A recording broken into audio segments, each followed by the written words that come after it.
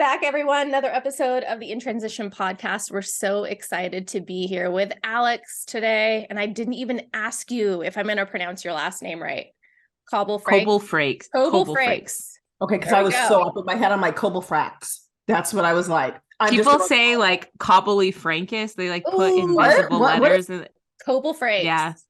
Coble Frakes. Coble Frakes. Yeah. Nailed it. Nailed it. That's a very regal last name. Whole last name. I love it. It's regal. My whole name is Alexandria L. Coble Frakes. It's like too much. In saying that you are literally like the princess of some unknown country right now. That's what I feel. I'm going to start referring to you as Your Majesty. Okay. I think you should, Corey. It's too much. I'm like, Mom, I appreciate you, but like that's a lot. That's a mouthful. That's a lot to like uphold. But I am very honored to be in your presence, Your Majesty. Yes. And Alyx is here to talk about one of my favorite topics right now. Her personal journey in women's health that has led her to launch The Agenda, which is an amazing organization we will talk about today on the podcast. But before we jump into that, a little bit about Alyx. She is a passionate social entrepreneur. She has 10 years of experience in business and 8 years of experience working in health and wellness. Yay.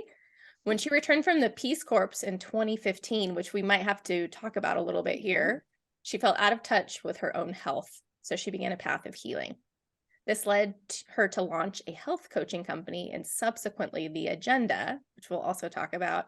She has recently authored a book called Menstruation, yay, which is opening up conversations around periods with men. Because let's face it, men don't understand women and what's going on with their cycle and why we might seem crazy sometimes, right? Yeah. Alyx, welcome to the podcast. Thank you. It's such a blast. I'm so excited to be here. Let's dive in. Yeah. So let's step it back. I definitely want to hear more of like what you're up to right now because it's exciting stuff. I've been following your journey, but let's talk about the Peace Corps, where this all started. Like you were in the Peace Corps first. What were you doing? And what health stuff was coming up? Yeah, so I got a degree in business administration. So when I went to the Peace Corps, I was a community economic development volunteer.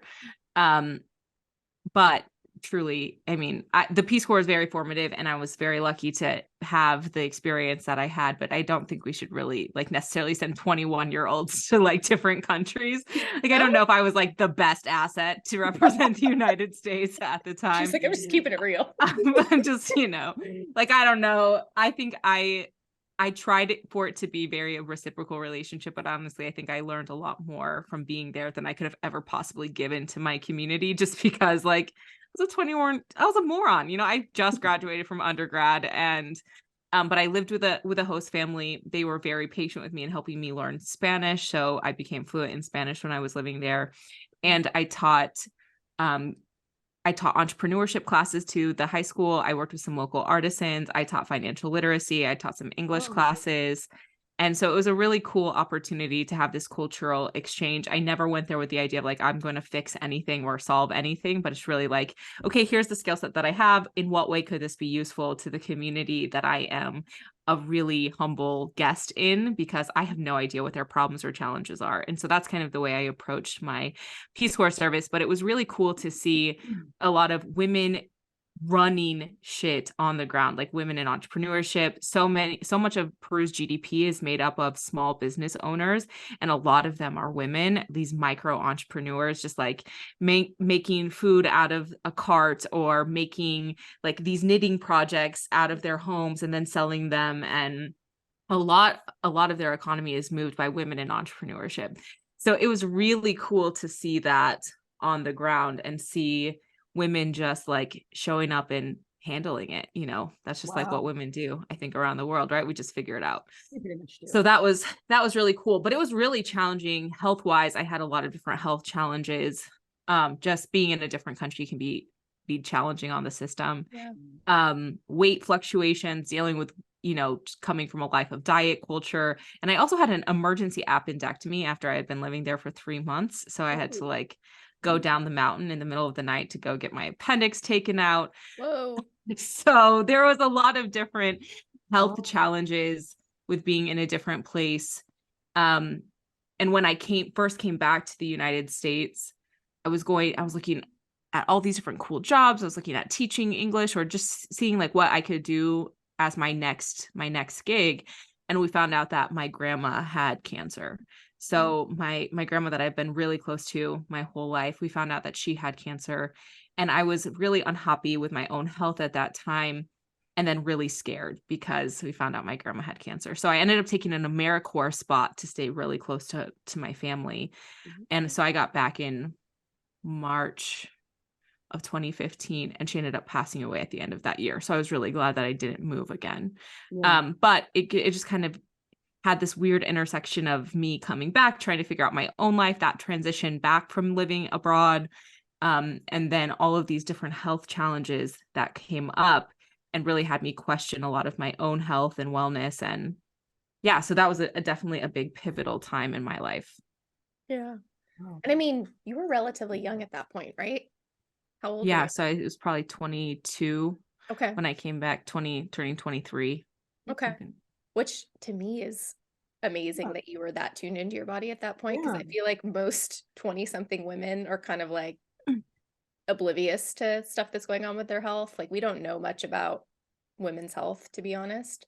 And that's why I'm so passionate about this now, because how do you feel about how young women are educated about It's terrible. their bodies? There's nothing like, and I had read, so weirdly, like looking back too, because I kind of forgot about this until I talked to a college roommate, but I had done a project. So one of the really cool dorms at my university, to live there, you had to do an educational project. And so you had to submit a topic, and then you had to do like a poster board every month. And we decided to be edgy and do sexual health.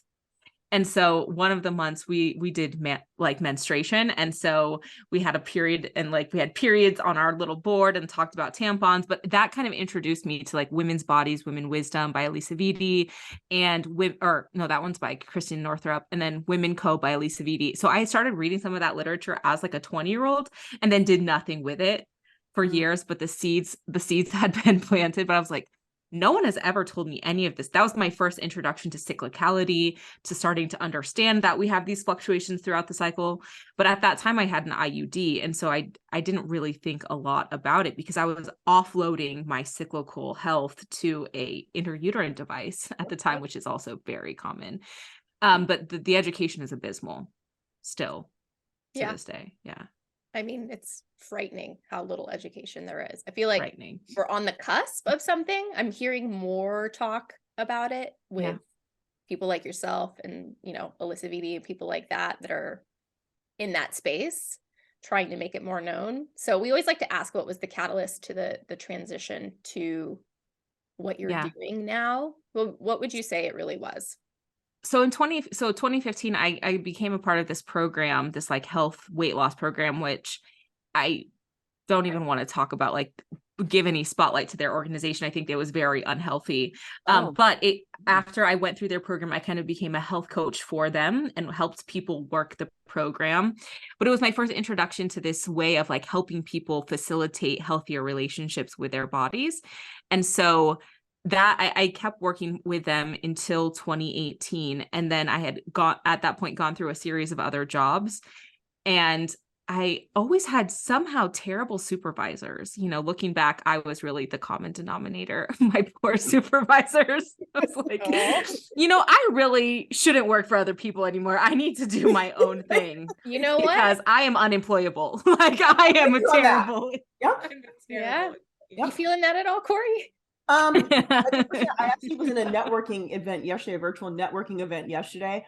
And one of the questions that was asked when we went into the breakout rooms was, what prompted you to start on your entrepreneurial journey?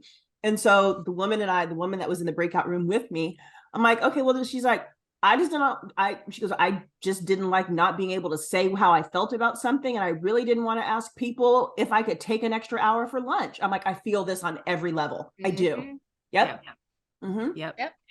So I had, at that point, I had like moved out to California and I was working for a startup, and I was like, this is also trash. And so I was like starting to learn about startups, and I had also been like doing this health coaching thing. So I, on a whim, Googled like health coach certification. The Health Coach Institute came up. I started their training program, and in 2018 started my own health coaching company.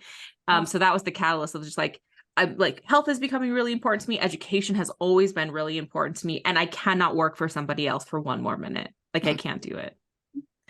So I was like, get me out of here. I am starting a health coaching company. And through that process, I began tracking my sales conversions, and I found that I had the highest sales when I was in the ovulation phase of my menstrual cycle. What? Yeah. Talk to us about, well, What is going on with that? yes, you got to talk about the cycles, right? Because I feel like some women may know this, but I'm just starting to learn this. Like, talk to us about the phases of the menstrual cycle I'm and gonna need what's you to going like, on. yeah, just- Why, when you're in ovulation, is that like your go time? So it was like really, again, it was like, I'm a big data nerd. So I had had a spreadsheet, and I was tracking my sales conversions, and I had just been highlighting any sale that converted in green. So I could like have this visual representation of like, yes, I'm getting clients. Yes, this is working. Not a big deal.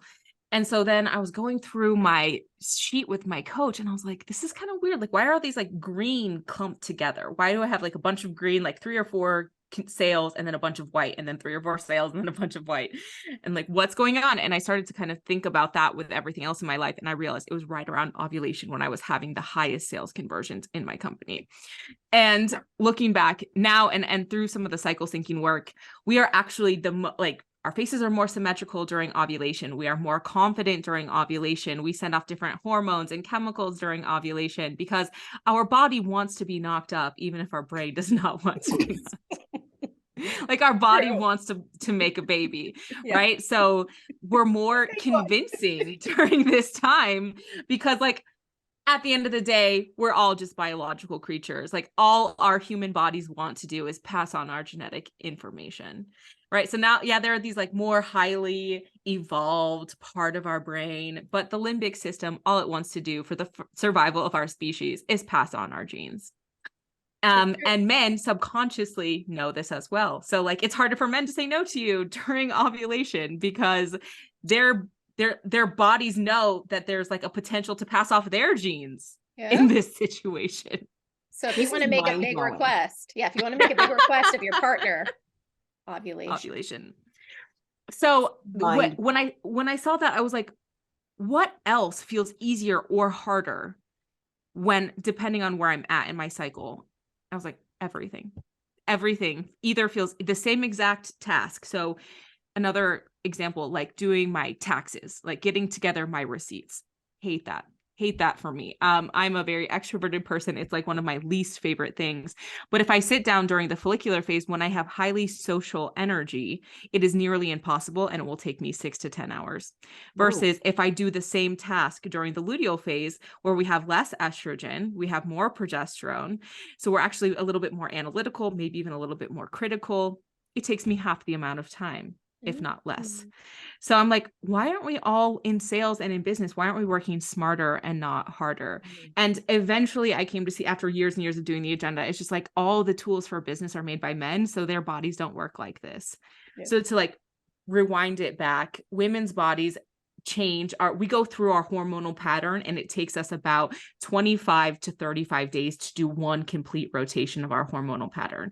Men take 24 hours to do their complete hormonal rotation.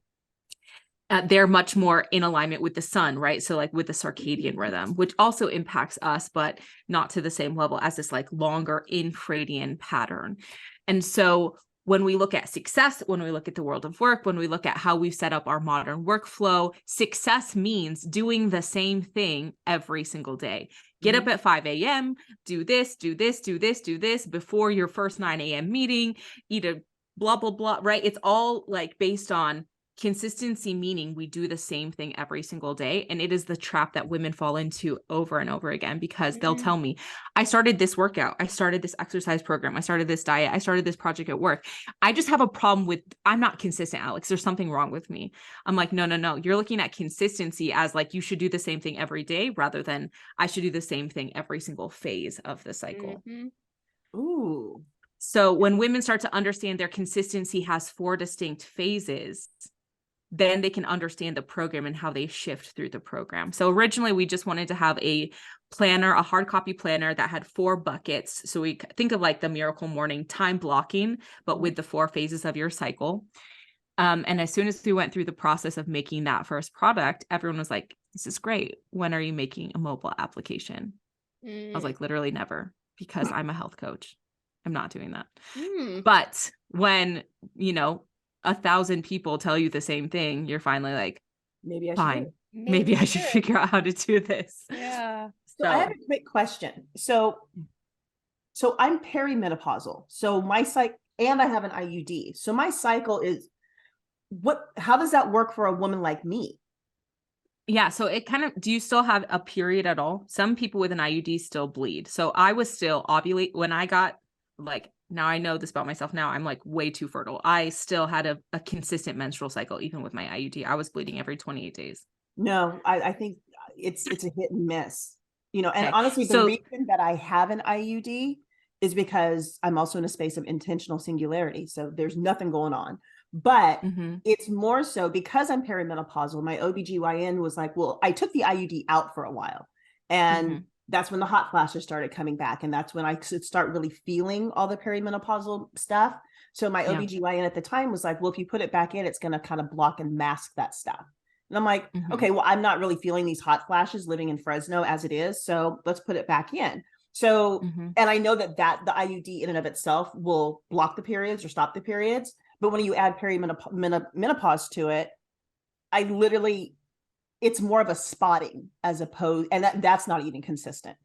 So, yeah. So first I'll kind of lay out like what are the 4 phases that you might expect if like things were kind of going as they would normally go, and then we can talk about some of those extra use cases. So a really helpful framework to understand this that I did not come up with, but I just love, is that like looking how your internal seasons match the external seasons, because everyone kind of has this seasonal framework. So the menstrual phase number 1 is really like your internal winter time. So this is a great time to be meditating, to be internal, to maybe be on the work side planning what your next month is going to look like, but not actually going out and doing that thing. Really more like putting the skeleton together, because our hormones are really low compared to the other parts of our cycle. Then the next phase is the follicular phase. This is when estrogen's on the rise, follicle stimulating hormones, so preparing the next batch of eggs to be ovulated, is on the rise. So we have higher energy during this time. So this is a great, like our internal springtime, our busy bee time. So it's like, take the plan that you just made and start to put the plan into action. Start to execute. And this is often when I'll work through the weekends when I'm in the follicular phase, because I'm just like, I've got so much juice. I just want to go. I just want to do it. Right. Then during the ovulation phase, the egg is only viable for about 12 to 24 hours, but depending on your body, you may have the fertile quality cervical mucus for about 3 to 5 days, or even up to 7 days before that, because you have higher testosterone, higher estrogen, and kind of at the peak luteinizing hormone. So even though the egg's only around for a short amount of time, we count that as that whole phase, because it still feels typically more intense than the follicular phase energetically. And then we kind of come down the other side of that into the luteal phase. So then progesterone becomes high relative to estrogen. Progesterone is the hormone that would keep a potential pregnancy alive until the placenta would take over. Progesterone has a calming effect on your brain, but you don't feel those calming benefits if you have estrogen dominance, like that's a challenge that can happen, especially during perimenopause.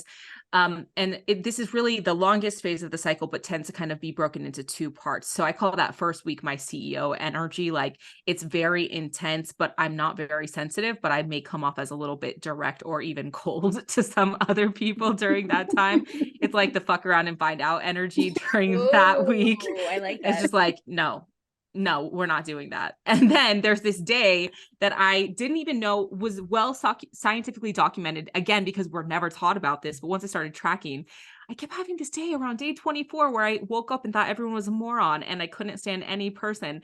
And I was like, what is going on? I kept tracking it in my calendar to like not plan any meetings on this day.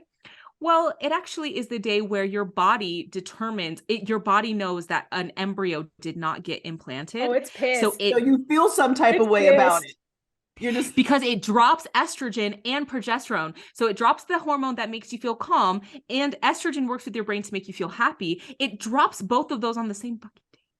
Yeah, and you drops them. like the legs come off of the whole operation on that day. Like and then we feel sensitive. Perpetual we might day cry. 24? Fresh out of fucks. Fresh out of fucks. That's the day. Day 24 is the fresh out of fucks day. You're like, fresh out of fucks? Yeah, and it's like, do I keep having a perpetual day 24? I honestly feel like I honestly feel like my day 24 is my current Groundhog's Day, because I hate everybody right now.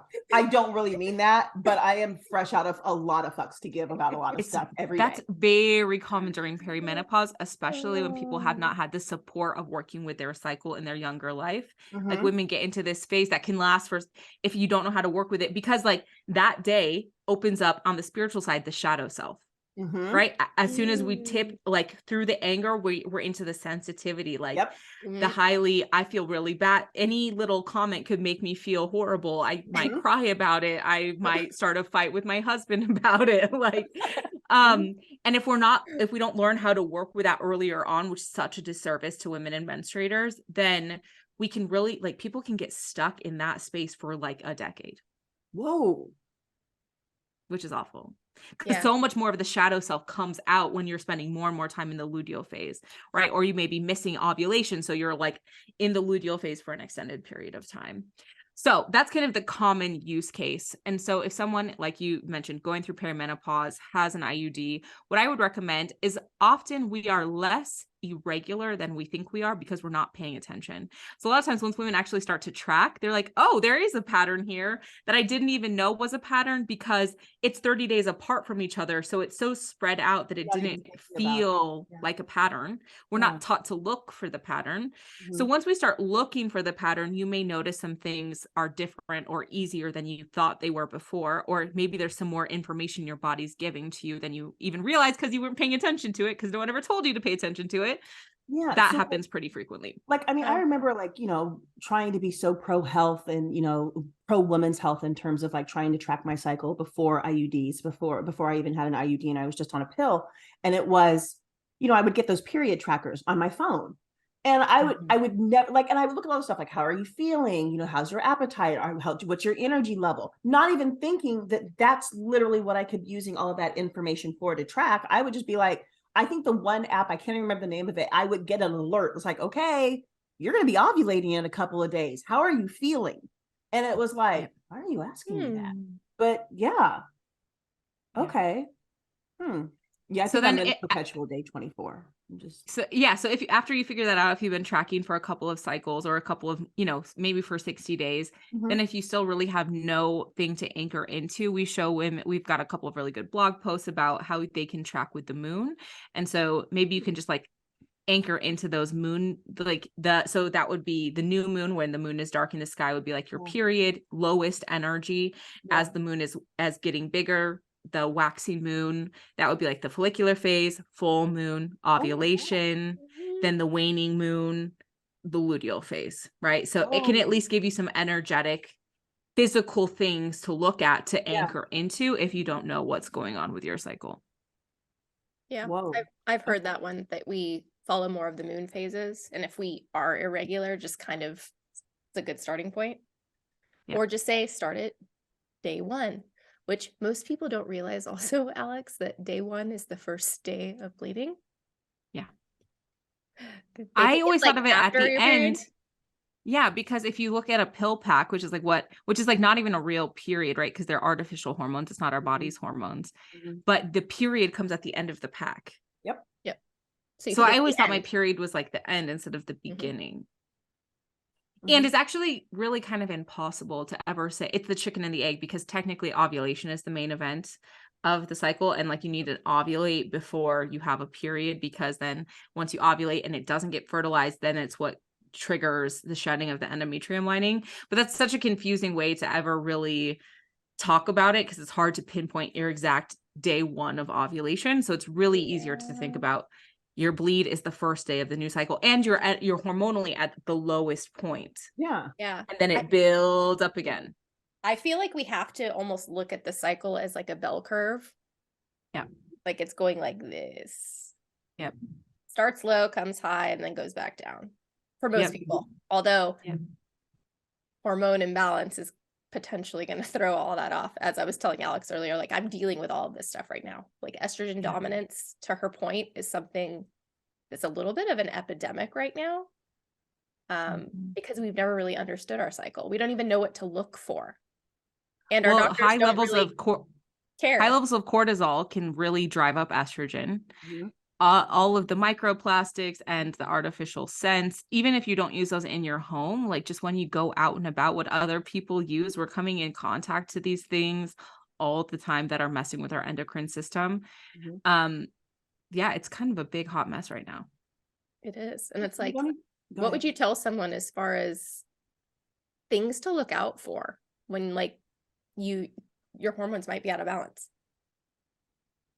I would say really be kind to yourself, because more shame and more fear just raise your cortisol levels, right? They just like actually, which just like continues the problem of increasing that stress. Really coming to this place where like there was a disservice done to me. I didn't do anything wrong. I should have been taught about these things as like a fundamental right of being in a cyclical body. I should have just been taught about this. I wasn't.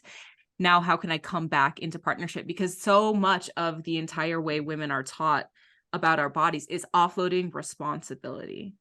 Is like, you're supposed to, this doctor, that's the ultimate authority. This person's going to put you on this pill. That's the ultimate authority. This person, right? We really, this cycle reclamation is this opportunity to come back to ourselves as our own ultimate authority on our health, because no one else has lived in your body. You are the only one who is the authority on it. And when you start tracking, your body is speaking to you all the time. The body's going to tell you what's going on with it. You just need to listen or learn how to listen, rather. I mean, I remember not even just like in women's health. So my cousin and I both have to take thyroid pills. We both have hypothyroidism. And my cousin, one of the medications that there's one medication we both take. She takes an additional one. And I remember going to my doctor with this one specific medicine and saying, I think my dosage needs to be tweaked. I want tweaked. I need to have another blood test because I'm not feeling right. And all roads to me are leading back to my thyroid. And I had to argue with the doctor about it. And I'm just like, you're not in my thyroid. It's my thyroid. So can you but also like, why do you care? Because you're not paying my health insurance. Exactly. Just run the test. Could like you what? Could you just write the lab? You know, Oh. and then, but my cousin's doctor, she kind of experienced the same thing. And so like we were talking about it one day and she's like, yeah, I go, yeah, I talked to my doctor. He was kind of a dick about it. So I had to like argue with him about it to get another blood work done, blood work lab slip.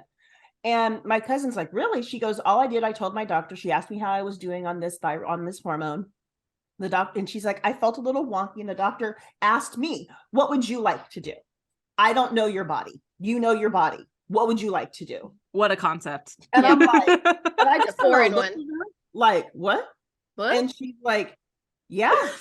And the doctor literally told her, I'm not in your body just like you're not in mine. You're going to know how you feel. I can't tell you. I can only go based on numbers and blood work. But if your blood work is saying this, but you're feeling the opposite, I'm going to listen to you. Yep. And I was just like, you have one of the most progressive doctors I've ever heard of. Refreshing. Yeah. Super refreshing. Well, and I always tell women that are struggling and their doctor's like, oh, you're fine. Because I've been in that position so many times where doctors basically gaslit me and said, your blood work is fine. Nothing's going on. I'm like, but I don't feel fine. Find a new clinician who will advocate for you and actually figure out what's going on. Because that's how I got to where I am now, knowing I'm estrogen dominant and my progesterone is literally in the tank. She's like, you need to be on progesterone for sure to balance that out. And we also need to do all these things to clear out all the excess estrogen that your body is not clearing. I mean, so you need the right doctor to to be an advocate for you. And if you can't, you have to And unfortunately, so many people can't even move doctors because of what's in network, or if they're in a small town.